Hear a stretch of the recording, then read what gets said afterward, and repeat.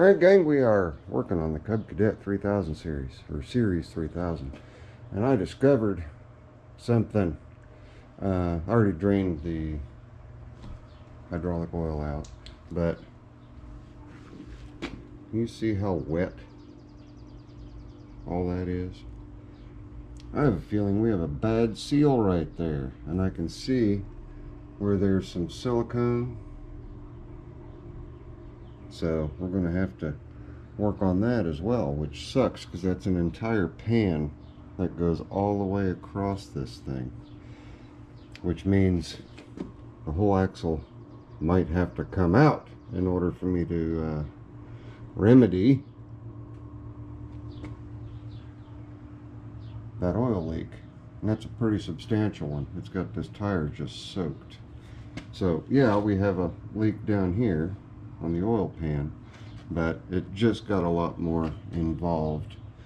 So I'm going to pull the wheel off and the tire off and I'm going to attempt to release just that U-bolt and then pop these what look like little 10 mil or 3/8 bolts out on this side after I get the oil pan off, and hopefully that pan is, or that piece is separate from this piece over here.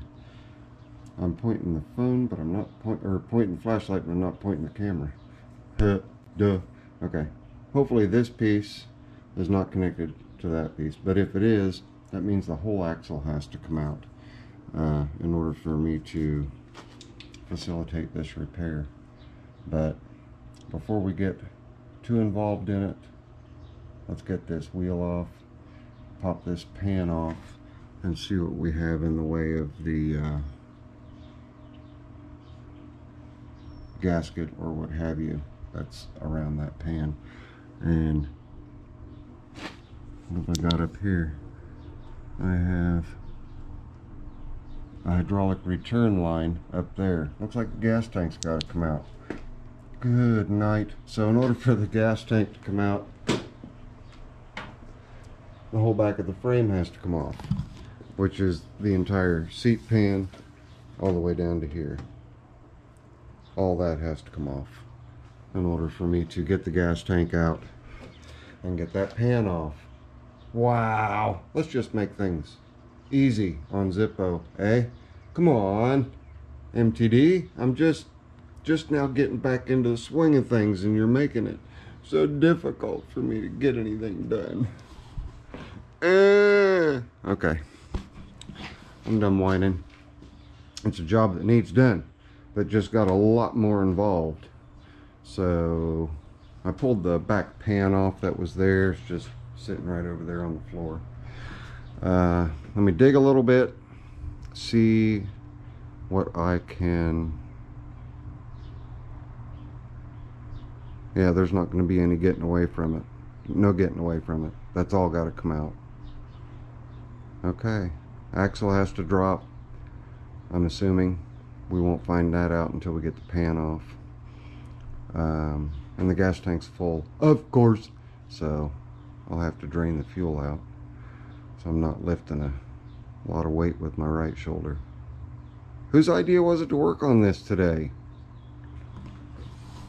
Was it your idea? Did you do this to me? I'm looking in a mirror. I did this to me. I decided today was the day. But I want to get it done by Wednesday, but if I have to order an entire rear gasket, it probably won't happen really quick. But at least I do have a model and a serial number to this axle. It is model 618-3143A, serial number 005823. And the reason I'm telling you that number is for your benefit, and also for mine. When I go in to edit this, I can just write it down as I said it on the video. Ha, you thought it was just for you, didn't you? Alright, who wants to go look at the Sears again? Pick me, pick me. Alright, let's go step outside and we'll look at the Sears again. I've not paid attention to the charging on it, but I did. I set the deck down, engaged the deck, and the deck's super quiet. And it's just such a cute little thing. I do need to degrease it and clean it up a little bit, but I'm really digging it. Just a cute little thing. Just amazes me how complete it is, except for the battery box. And I think I can, if there's wind noise, I apologize. I think that I can make a battery box cover. We'll just have to see, figure something out. It's not like I can go out and order the battery box cover for this 51-year-old Sears Craftsman. Yep. Okay, you guys done looking at that? Want to get busy again on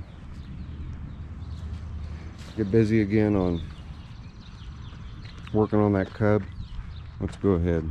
I'm almost tempted to pay a little bit of attention to these two guys and see if I can get those running before tackling the cub. But I will refrain from what I want to do versus what I need to do. What I need to do is to get this done and ready and over to Miss Zippo. So that's what we're going to do, right? Right. All right, guys.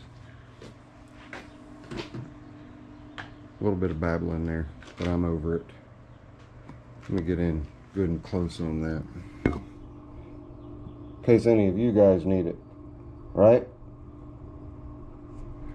There we go. All right. Let me get at it. We'll see where we're at when I turn the camera back on. I'm not going to bore you guys with all the disassembly and all that, unless something interesting pops up that you might need to know. So stay tuned. All right.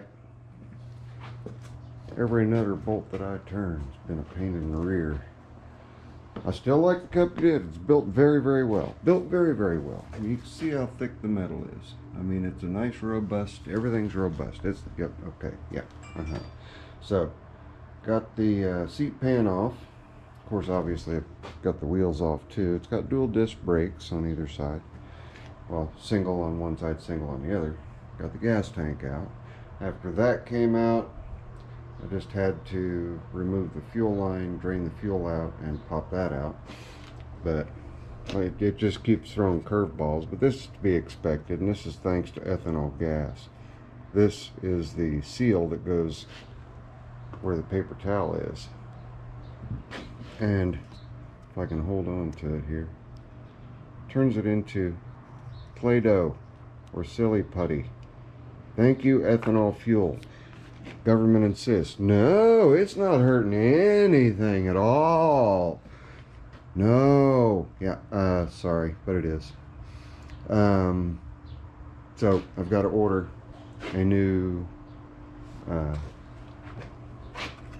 gas tank plug. Everything else is okay. This is a hard plastic line that goes down into the tank. Had to drain the tank. Of course it was full, so I've got the fuel line plugged off right now. I've got the oil check plugged off right now. And I came over and I thought, well, let me just see if any of these bolts over here on this side are loose. Do you see a little something missing right there? See, I mean, the rest of the bolts are there. I barely put my 1/4 wrench with a 3/8 socket on it, and there's silicone all over it. That would probably be why it was leaking, because they just siliconed the broken bolt head back on it instead of doing the work that needed to be done and getting it right. Oh, mercy me. So it looks like it's going to have to get dropped out, and in order to drop it out, I have a boatload. Well, okay, maybe I can get away with not dropping it out, popping the U-bolts off and finding some baling wire somewhere to hold everything up and in place to where I can get not only the pan off, but to also get these back covers off, so I can, one, extract that broken bolt, and two, I'll get into a parts breakdown and see, but possibly do some or replace a gasket or whatever else it needs. But what was supposed to be just a quick, simple little Honda bond that to stop it from leaking turned into a much larger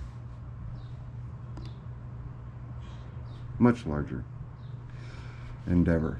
But we shall get it done. So what I have to do is get parts ordered. Hopefully parts warehouses that I order from, I can still get parts from. If not, I'm just going to have to run back and forth with my old legacy and keep Miss Zippo's grass mowed as well as my own. It's a little on the frustrating side.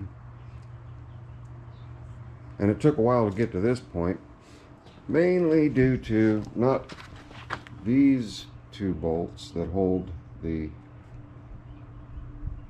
seat pan on, but just the ones that are inside the tunnel. You can't even see that one hardly, it's right there. Everything's in the way. Just made it really fun to pull all that out. So if you guys ever want to see what a Series 3000 looked like without its clothes on, there you go. What more can I say?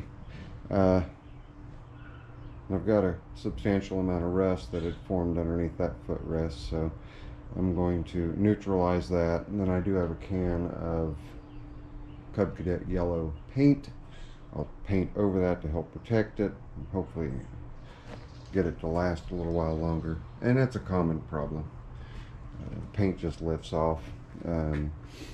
Most MTDs, you are not going to find any primer whatsoever over the steel.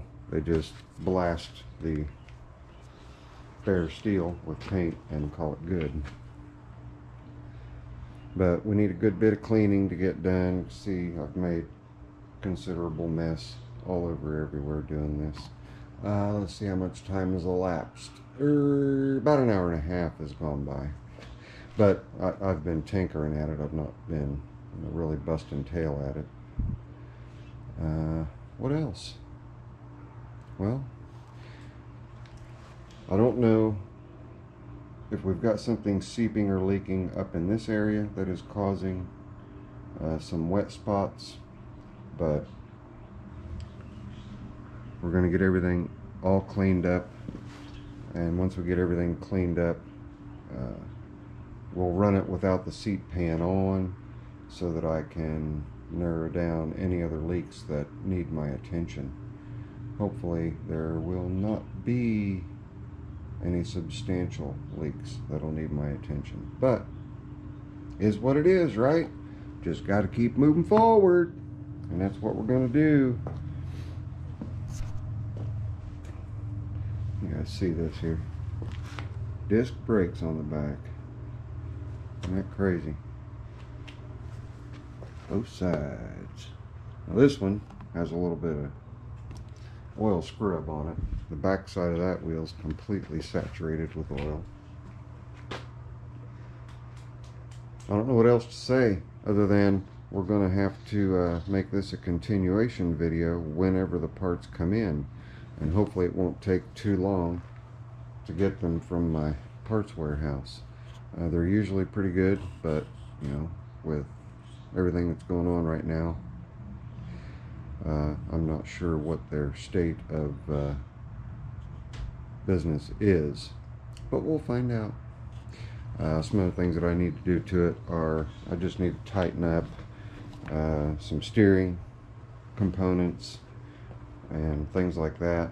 I can do that while I'm waiting on those parts to come in. The steering components being the power steering cylinder itself, the mounting bolt in the back here, It just needs tightened up. The bolt on top of the pitman arm needs looked at, possibly just tightened up. I'm not going to be super optimistic, only because the back half's throwing me curveballs.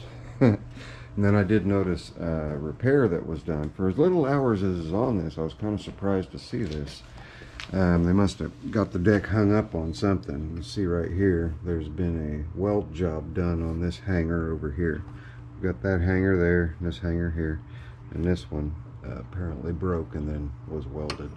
But with only, what, 525 hours? 556 hours on the clock. We may look in to see what's going on with the fuel gauge. It's not a fuel gauge, just a fuel light that comes on. Tells you you're low on fuel. But that's not really a priority. You know, we don't have to have a gas gauge on our machines. Is it handy? Sure. Oh, what else? And then just go through and lubricate all the pivot points and just make sure that everything's happy and copacetic. I guess that's it. We're going to go ahead and wind it down. So, this has been your friendly neighborhood Zippo. I have other videos to shoot by request. I suppose now I can go ahead and work on the regulator on the old Craftsman here, since I'm in a holding pattern on the Cub Cadet. And that's going to require some disassembly as well. I've got to pull the seat and the seat bracket and the pan that the seat is sitting on in order to get to the regulator, which is no big deal. Hopefully I can just unbolt the two back bolts and pivot everything forward. That would be opportune. So maybe there was some forethought in that back in 1969. And also to thank everybody. Huge outpouring of information that I've not yet read completely through. I'm taking advantage of all the links that have been sent to me and trying to narrow things down a little bit more, but looks like this was a 2-year only model. One was available in a manual transmission, and then the more rare hydrostat. So this was a top of the line for its size, and it retailed back in 1969, mind you, for $699. Pretty crazy. But I already talked a little bit about it, so that's about enough of that.